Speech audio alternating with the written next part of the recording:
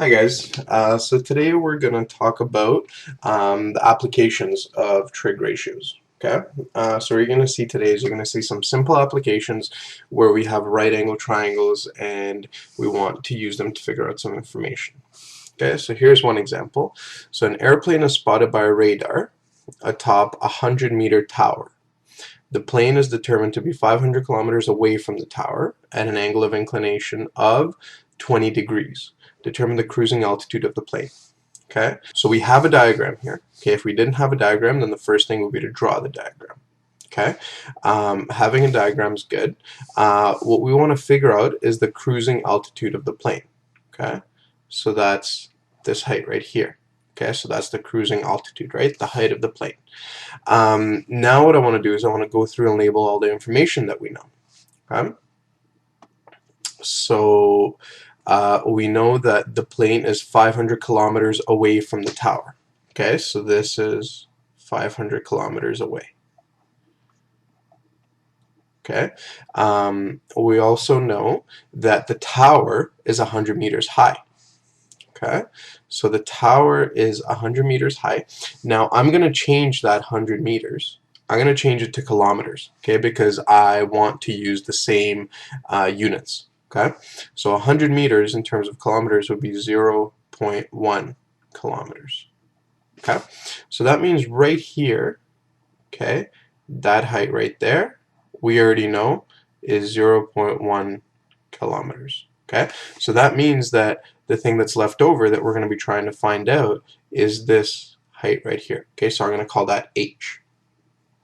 Okay, the way that we've drawn the triangle, we know that this is a 90-degree angle. Okay, and now what I want to do is I want to talk about this 20-degree angle of inclination. Okay, so angle of inclination is a very common term that you're going to hear in this unit. Okay, and what it means is if I look straight ahead, so that's looking straight, and then as soon as I look up, that creates an angle of inclination. Okay, so in this case my angle of inclination is 20 degrees. Okay, so an angle of inclination is when I look straight, that's an angle of 0. If I look up at all, that's an angle of inclination. Okay, alright, so now what we want to do is we want to figure out what that value of h is. Okay, so the first thing we need to do is decide which ratio we're going to use. Okay, well, if this is our reference angle, right, the side that we're looking for seems to be opposite, okay, and the side that we know seems to be the hypotenuse. Okay, so we need a ratio that relates opposite to hypotenuse, and that's that part of SOHCAHTOA. So that means that we can write down the equation that sine 20 is equal to opposite over hypotenuse, SOH. Okay, so sine 20 is opposite over hypotenuse. Okay, and now all we have to do is isolate our h value, so we can do that by multiplying over by 500. So h is equal to 500 times sine 20. Okay, so h is going to be, so we're going to pull out our calculator now. Okay, so 500 times sine 20 is equal to 171.01. So 171.01, and since the units on that 500 was kilometers, this is kilometers. Okay, so that means that we can now make a statement about the total height of the airplane. Okay, so the height of the plane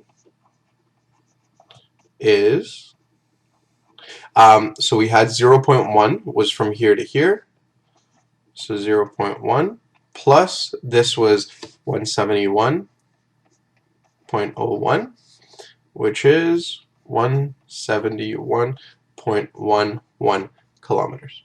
Okay, so that's our answer, and notice that this is not to scale, and a lot of times in trigonometry things won't be. okay, because we're dealing with really big distances. Okay, so it's really hard to draw things to scale, but we have our answer. The height of the plane is 171.11 kilometers. Okay, okay. So let's try the next one.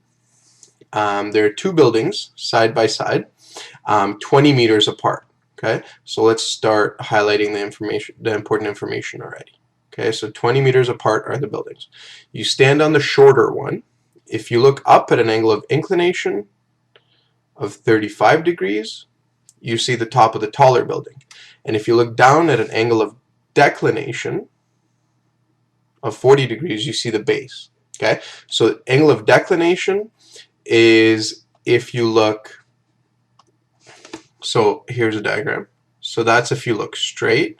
This is an angle of inclination, and this would be called an angle of declination, also called an angle of depression.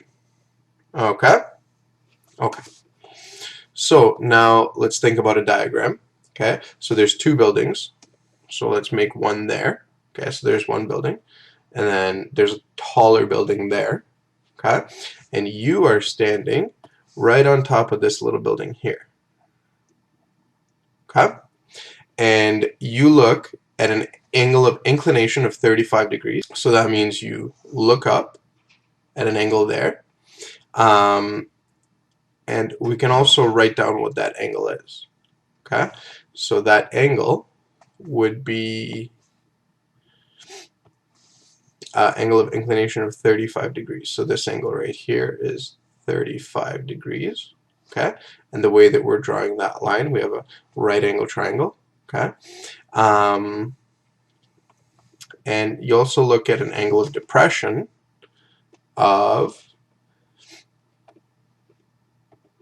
44 degrees.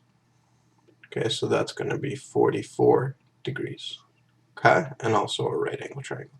Okay, and now we know one more thing, right? We also highlighted the fact that they're 20 meters apart. So this distance here is 20 meters. Okay, so now we want to figure out the height of the two buildings. Okay, so that means we're trying to figure out the height of this building, okay, and the height of this building. Okay, so let's go ahead and start.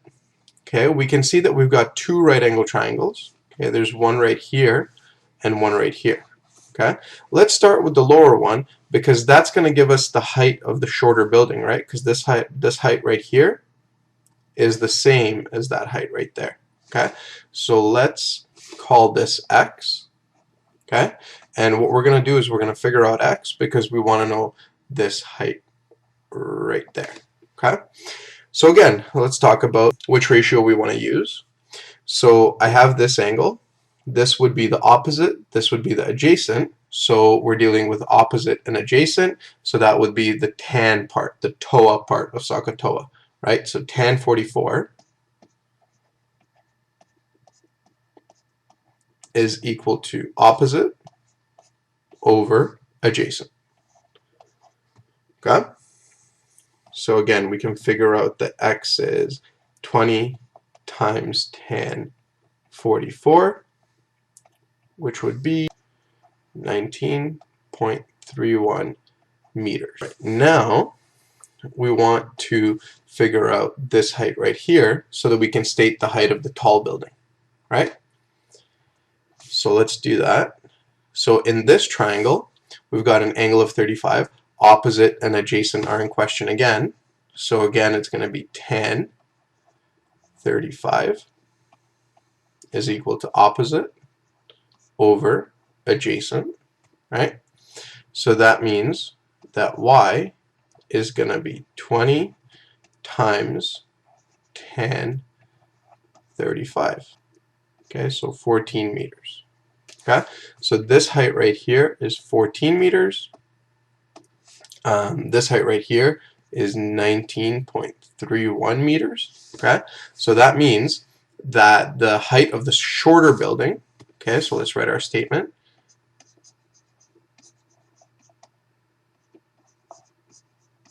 So the height of the shorter building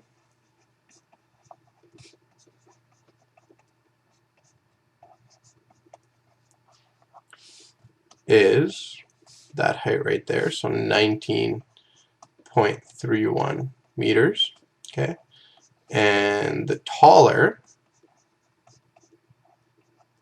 is 14 plus 19.31, right? So 14 plus 19.31, which is going to be 33.31 meters. Okay? All right. So that's a little bit of a more complicated problem. It's 2 steps, right? So let's look at one more example. So this one right here, it says a lighthouse 80 meters high spots 2 ships at angles of declination of 22 degrees and 36 degrees. How far apart are the ships? Okay, so first let's think of our diagram. So there's a lighthouse 80 meters high. So there's our lighthouse, and it's going to be 80 meters high. Okay, so it spots one ship, okay, and it spots another one. Okay? Now, the angles of declination or depression are, so it spots one of them at an angle of 22 and another one at an angle of 36. Okay? Okay, so the one thing that you need to keep in mind that's really important is that the angle of declination or depression is always, always, always from a horizontal line. Okay, so if you were to look straight, that's an angle of 0. Okay, so now let's look at what the angles are. So there's an angle of depression there, and there's an angle of depression there. Okay, so let's label them. Okay, so one of them is 22, one of them is 36. So obviously the bigger one is 36 degrees, and the smaller one is 22 degrees. Okay? All right. Now, we don't really have triangles that have these angles as part of them, right? But we can get them. So what if we look at this Z pattern here? Okay? And now, all of a sudden, you should see that this angle of 36 actually repeats here, right? And also, you can see that there's another Z pattern right here. Okay? So that means that there's a this angle of 22 actually repeats here.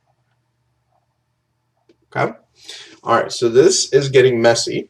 Okay? So what I want to do is I want to get rid of a lot of information that we don't need. Okay? So what we've got here is we've got a right angle triangle, and we've got another right angle triangle. Okay? So all this information up here, I don't really want anymore. Okay, so that stuff's important. And we're looking for the distance between the 2 ships. Okay, so that means we are looking for this distance right there. Okay? Alright. So, what I'm going to do is I'm going to let you guys finish this. Okay, so I'm going to ask you to finish this and bring it to class. I want to give you a couple of hints before you go. Okay? One hint is, in this triangle, you will be able to find this distance here. Okay, I'm going to call that x. Okay, in the big triangle, okay, you're going to be able to find this distance here. I'm going to call that y. Okay, and once you've found these two, okay, then you'll be able to find that distance between the 2 ships. I'm going to call it d. Okay, and that's the answer that we're looking for. Okay, so find x, find y, and then figure out what d is. Alright, so please finish that, and I will see you guys in class.